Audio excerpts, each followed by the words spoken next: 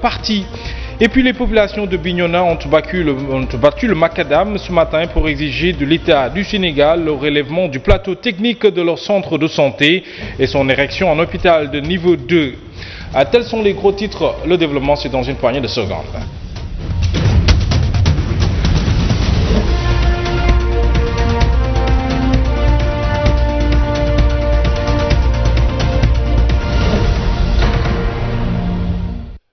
Merci de choisir la Sen TV pour vous informer. Je vous le disais dans les titres, un corps sans vie a été découvert à la plage Wakhinane Nimzat à Guédiawaye cet après-midi. L'identité de la victime âgée d'une trentaine d'années n'est pas encore connue. Une enquête a été ouverte justement par la police locale.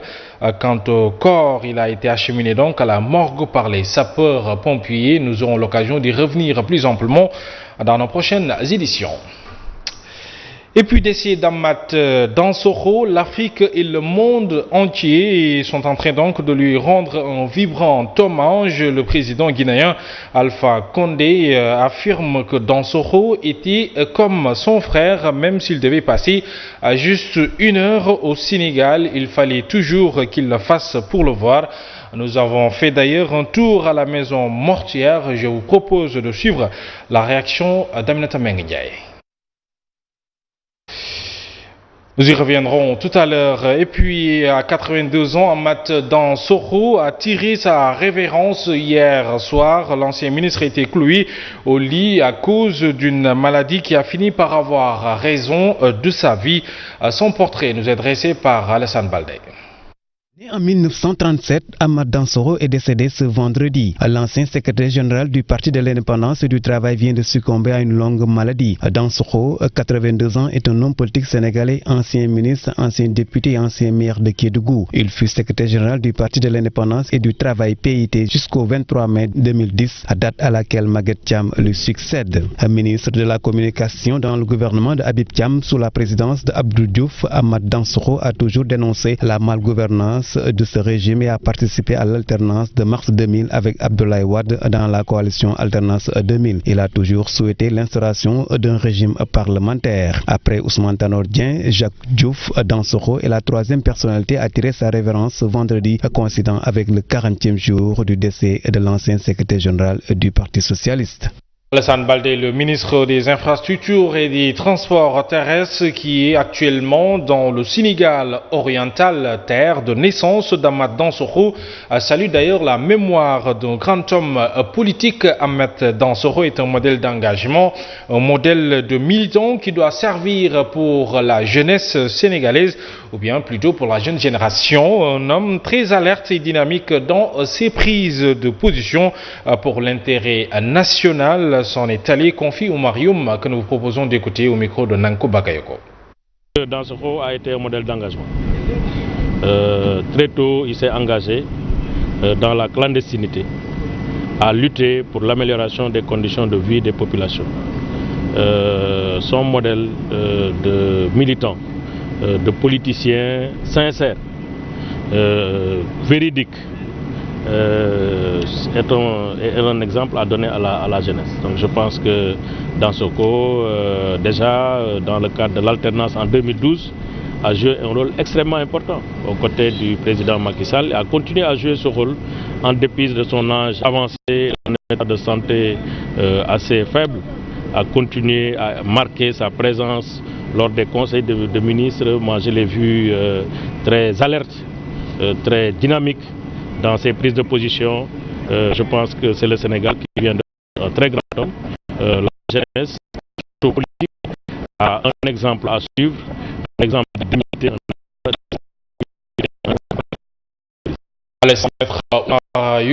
Puis c'est le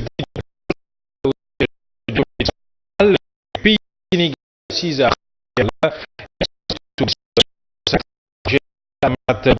hier vendredi, les habitants de ce quartier sont et la désolation. Certains d'entre eux reviennent d'ailleurs sur qu'ils ont eu pendant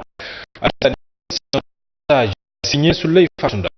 Le siège du parti de de l'indépendance et du travail PIT Sénégal, Issa Khar Yalla, ne verra plus son secrétaire général qui a tiré sa révérence hier vendredi. Ici, à l'entrée, le silence d'église attire l'attention. C'est le vide total. Hormis son statut nationaliste, le social entre humains, chose qu'il entretenait avec sa cohabitation, qui ne diront pas le contraire.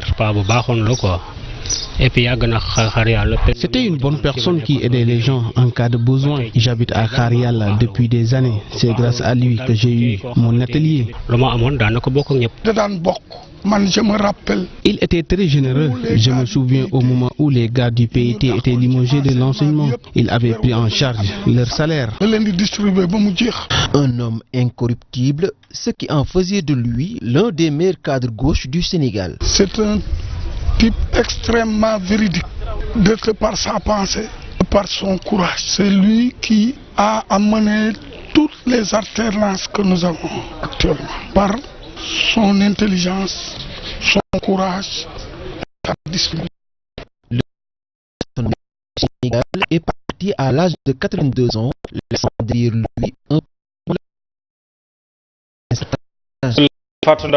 Merci, je vous le disais, on réagit un bon nombre de citoyens. On a fait de Massar et de ses camarades. D'autres appellent à l'union du parti. Les politiciens sont allés à leur rencontre.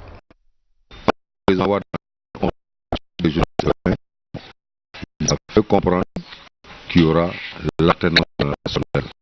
Donc, l'alternance dans le Parti démocratique sénégalais. D'autant plus qu'il y a eu l'alternance générale où on a fait un président qui appelle l'indépendance.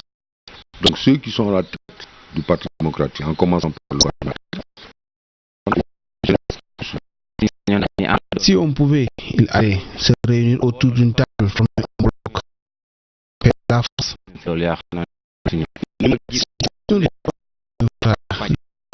Le parti, il faut qu'il réunisse quelque chose. C'est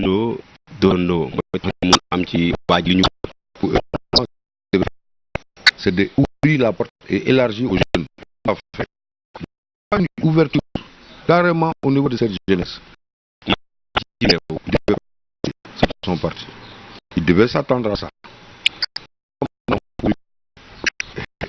Vous savez, c'est la jeunesse actuellement qui se met sur le terrain, c'est la jeunesse qui est au devant de la scène de la politique. Il faut maintenant confier les rênes à la jeunesse. C'est ça que j'ai vu.